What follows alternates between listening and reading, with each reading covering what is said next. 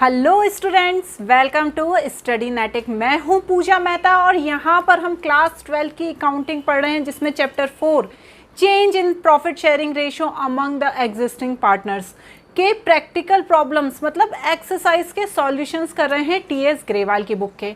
अभी तक मैं क्वेश्चन नंबर 1 से लेके क्वेश्चन नंबर 4 तक करा चुकी हूँ। यदि नहीं देखा है तो मेरे प्रीवियस वीडियो में देख सकते हैं या मेरी प्लेलिस्ट को ओपन करके देख सकते हैं। उसमें मैंने सभी चैप्टर्स की प्लेलिस्ट बनाकर डाली हुई है। आप बस प्लेलिस्ट खोलिए, आपको वहाँ पर सब मिल जाएगा। तो आज हम स्टार्ट करने वाले हैं क्वेश्चन नंबर 5 के साथ, जो है accounting of goodwill. Accounting of goodwill क्या होती है ये भी मैं समझा चुकी हूँ, लेकिन फिर भी अभी मैं थोड़ा सा ब्रीफ आपको इसका दे दूंगी। लेकिन उससे पहले आपको करना पड़ेगा मेरे चैनल को सब्सक्राइब, लाइक एंड कमेंट, साथ ही साथ बेल आइकन को भी ज़रूर प्रेस करिएगा, ताकि जब भी कोई नया वीडियो डालूं तो आप उसे देख सकें। और अपने फ्रेंड्स के साथ तो बिल्कुल भी शेयर करना नहीं भूलिएगा, क्योंकि इस तरह के वीडियोस बहुत ही कम मिलते हैं जिसमें प्रैक्टिकल प्रॉब्लम्स के सॉल्यूशन, एक्सरसाइज के सॉल्यूशन कराए जाएं। तो प्लीज़ आप सभी बच्चों से रिक्वेस्ट है कि मेरे चैनल को ज़रूर सब्सक्राइब कीजिए और वॉच भी कीजिए।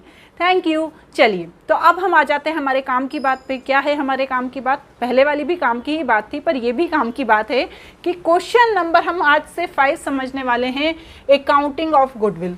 जब भी पार्टनरशिप का जो रेशो चेंज होता है, ठीक है ना, एग्रीमेंट होता है, पहले जब पार्टनरशिप फॉर्म स्टार्ट होती है तो 2 या 3 पार्टनर एग्रीमेंट करते हैं कि भैया इतना शेयर तुम्हें मिलेगा, इतना शेयर और इतना शेयर तुम्हें मिलेगा। लेकिन कुछ समय बाद जब प्रॉफिट शेयरिंग रेशो में चेंज होता है किन्हीं में कारणों से, उस समय गुडविल का एडजस्टमेंट किया जाना इंपॉर्टेंट होता है। क्यों? क्योंकि जब फर्म स्टार्ट होती है तो जो 2 पार्टनर है या 3 पार्टनर है, तीनों के नाम से वो फर्म चलती है, तीनों का गुडविल उसमें लगा होता है, मतलब नाम भी तो एक गुडविल ही है ना, तो तीनों का नाम उसमें लगा रहता है। जब प्रॉफिट शेयरिंग रेशो चेंज होता है तो क्या होता है ना, एक पार्टनर को कम मिलता है, एक पार्टनर को ज़्यादा मिलता है, एक पार्टनर सेक्रीफाइस करता है, एक पार्टनर गेन करता है। अब जो पार्टनर सेक्रीफाइस कर रहा है वो ये बोलता है कि यार देखो, मेरा नाम तो अभी भी तुम्हारी फर्म के साथ जुड़ा हुआ है ना, सबको ये थोड़ी मालूम कि मैं प्रॉफिट शेयरिंग रेशो कम ले रहा हूँ, पर मेरा नाम तो अभी भी तुम्हारी फर्म के साथ जुड़ा हुआ है। तो मेरा गुडविल, मेरा नाम जो तुम्हारी फर्म के साथ जुड़ा हुआ है, उसके एवज में तुम मुझे कंपनसेशन दो, या जो भी आपकी गुडविल है उसका एडजस्टमेंट करो। दूसरे पार्टनर उसकी बात से सहमत हो जाते हैं और ये करने को रेडी हो जाते हैं। तो उसके लिए क्या होता है ना, एडजस्टमेंट ऑफ गुडविल या कंपनसेशन पेबल ऑफ गुडविल किया जाता है। कौन से पार्टनर को? जो पार्टनर सेक्रीफाइस कर रहा है, ठीक है। तो बस यहाँ पर हम वही देखने वाले हैं। चलिए, अब क्वेश्चन नंबर 5 पढ़ते हैं। Asha, Nisha and Disha shared profit and loss in the ratio of 3:2:1 respectively with the effect from 1st April 2022. They agreed to share profit equally. The goodwill of the firm valued is 18,000. Pass necessary journal entry. Record the above change. देखिए, वही चीज़ दी हुई है कि जो पहले आशा, निशा और दिशा, जो 3 नाम हैं, उनका जो प्रॉफिट शेयरिंग रेशो था 3:2:1 था। फिर उन्होंने डिसाइड किया कि वो जो रेशो है वो equally profit sharing ratio distribute करेंगी। और उस समय जो फर्म की वैल्यू थी गुडविल की, हमने देखा है ना गुडविल की वैल्यू कैसे निकाली जाती है। अभी इस क्वेश्चन में तो गुडविल की वैल्यू दी है, यदि लेकिन गुडविल की वैल्यू नहीं दी होती है तो वो हमें निकालनी पड़ती है, वो हमें कैलकुलेट करनी पड़ती है। लेकिन इसमें हमें गुडविल की वैल्यू दी है, तो उसके आधार पर हमें क्या करना है, देखना है कि कितना कॉम्पनसेशन पेबल होगा किसको, जो सेक्रीफाइजिंग पार्टनर है उसको। तो सबसे पहले तो हमें ये देखना होगा कि सेक्रीफाइजिंग पार्टनर है कौन। तो उसके लिए हम क्या करेंगे, पहले तो हम ओल्ड रेशो लिखेंगे। किसका? आशा का, निशा का और दिशा का, ठीक है। ओल्ड रेशो कितना है? पहला रेशो क्या था? 3:2:1, ये ओल्ड रेशो था, ठीक है। तो 3/5, 2/6 होगा ना, 6, 3/6, 2/6 एंड 1/6, ये हमारा ओल्ड रेशो हो गया। अब जो न्यू रेशो है, न्यू रेशो कितना है? 1:1:1, ये क्या है? हमारा न्यू रेशो है। तो अब मैं क्या करूँगी, माइनस कर दूँगी 1/3, -1/3 एंड -1/3। अब इसका एलसीएम निकाल देंगे, कितना आएगा? 6, 3 - 2, इसका आएगा 2 - 2 डिवाइडेड बाय 6 एंड इसका आएगा 1 - 2 डिवाइडेड बाय 6। तो यहाँ आएगा 1/6, यहाँ पर आएगा निल, और यहाँ पर आएगा -1/6। तो जब भी माइनस में आता है तो माइनस में आने का क्या मतलब होता है कि वो पार्टनर गेनिंग पार्टनर है, और जो प्लस में आ रहा है वो बेचारा सेक्रीफाइस कर रहा है। अब हमने ये निकाल दिया, हमें पता चल गया कि जो आशा है वो सेक्रीफाइसिंग पार्टनर है और जो दिशा है वो कौन है, वो गेनिंग पार्टनर है। ये हमें समझ में आ गया। चलिए मैडम ठीक है, अब हम क्या करेंगे, एडजस्टमेंट ऑफ गुडविल करेंगे। देखिए क्या फॉर्मूला होता है, value of goodwill into gain profit share. ठीक है, जो गेन वाला शेयर है उसमें वैल्यू ऑफ गुडविल को इनटू कर देते हैं। तो कितना है, वैल्यू ऑफ गुडविल है 18,000, इसमें 1/6 किया तो कितना आया 9,000।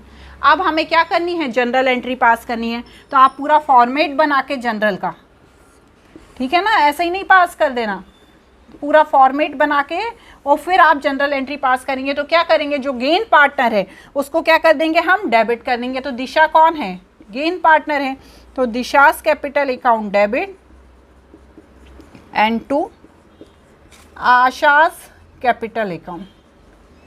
ठीक है, और यहाँ पर लिख लेंगे गुडविल इज एडजस्टेड। अमाउंट कितना आएगा 9,000। सिंपल, ये हो गई जनरल एंट्री, सिंपल है। नोट करिए, नेक्स्ट क्वेश्चन करेंगे। X, Y and Z are partner sharing profit and loss in the ratio of 5:3:2 from 1 April 2022. They decided to share profit and loss equally. The partnership deed provide that in the event any change of the profit sharing ratio, goodwill is to be valued of 2-year purchase of the average profit of preceding 5 year. The profit and loss of the preceding year ended is 31st March. Calculate the goodwill and the past journal entry. देखिए मैंने आपको क्या बताया था, इससे पहले वाले question में तो हमें गुडविल की वैल्यू दी थी, लेकिन इस क्वेश्चन में हमें गुडविल की वैल्यू नहीं दी है। पिछले 5 सालों का प्रॉफिट दिया हुआ है और उसके आधार पर हमें गुडविल की वैल्यू निकालना है। तो वो कैसे निकालते हैं, भूले तो नहीं है ना, लास्ट चैप्टर में ही हमने पढ़ा था कि ये जो 5 सालों का प्रॉफिट या लॉस है इन्हें प्लस या माइनस करके जो भी ईयर हैं, जितने भी ईयर हैं उनसे डिवाइड कर लेते हैं।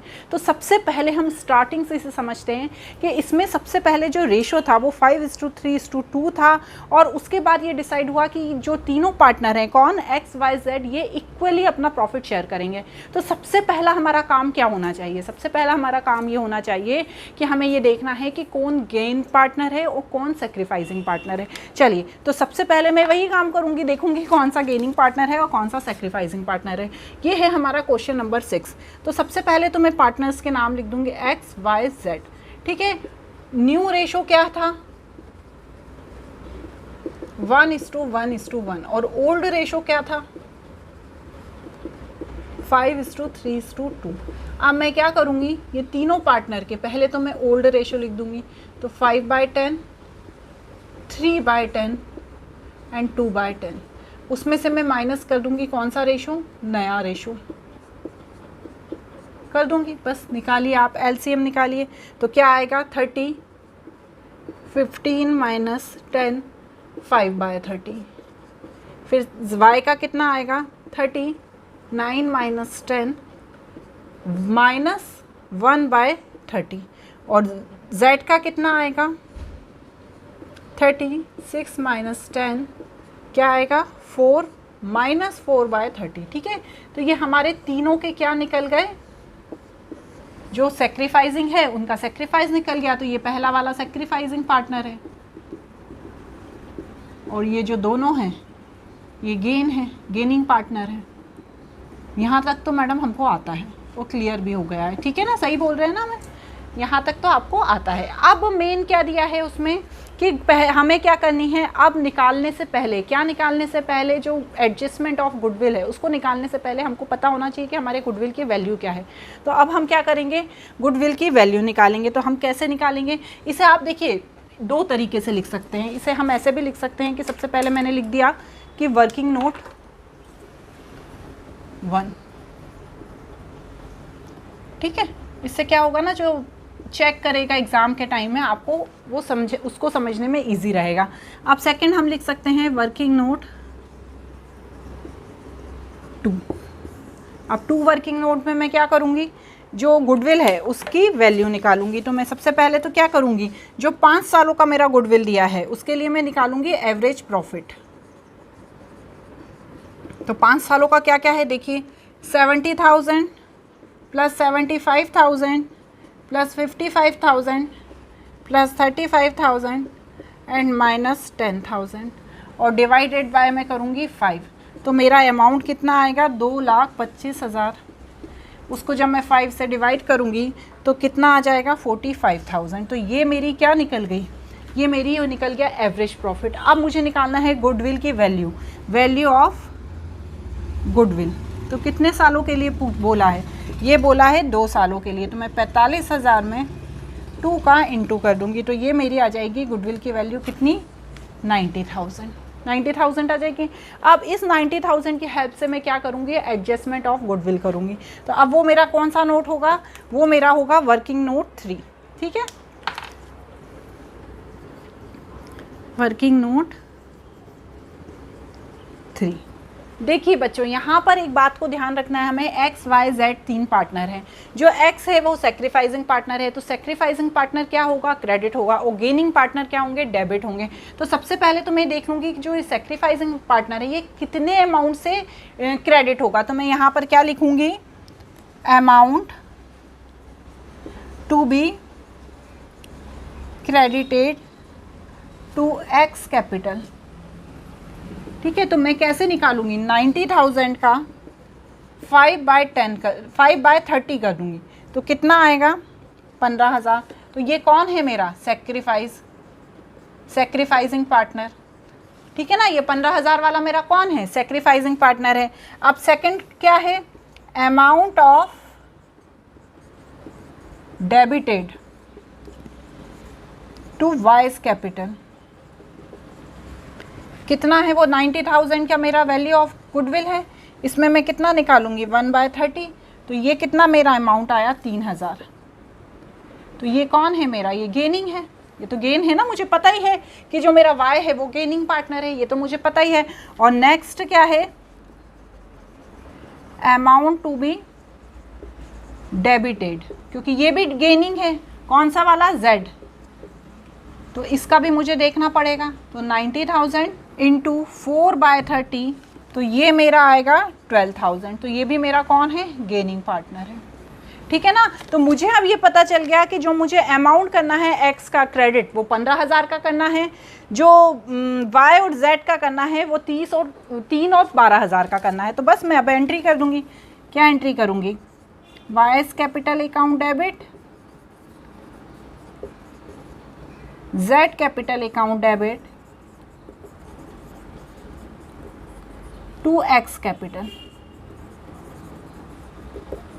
और अमाउंट लिख दूंगी 3,000, 12,000 और यहाँ 15,000। तो ये मेरी क्या हो जाएगी, ये मेरी हो जाएगी जनरल एंट्री। यदि आपको नहीं दिख रहा है तो मैंने ओरली बोल दिया है, आप उससे समझ लीजिए कि वाई कैपिटल डेबिट 3,000 से, और उसके बाद जेड कैपिटल डेबिट 12,000 से, और एक्स कैपिटल को हम क्रेडिट कर देंगे 15,000 से।